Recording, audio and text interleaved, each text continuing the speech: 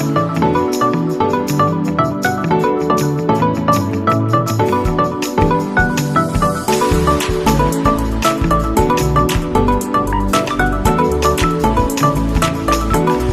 morning, everyone. We are here at the memorable place in Iligan City, Centennial Park. Let's go and let's discuss its history.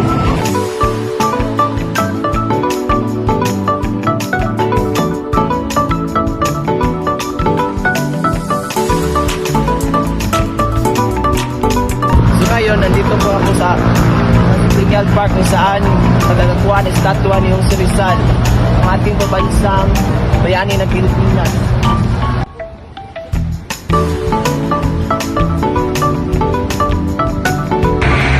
The statue of Jose Rizal in the Lipoga in Iligan City is a part of Centennial Park that was built on 2001 in celebration of the 100th anniversary of the town. The statue is symbol of its rich history and culture of Iligan City.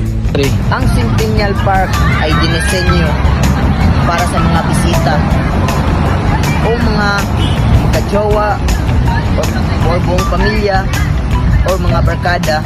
Pwede dito punta ng Centennial Park kasi dito ang best spot. Madaming puno at mahangin. At meron ding mga tindahan kung wala kayong mabibili. Dito lang. Dito sa Centennial Park, mahanap natin ang simoy ng hangin at magandang tanawin. Pwede kayong mag-relax dito kasama ang tropa, pamilya. At pwede kayong mga po dito para mag-relax.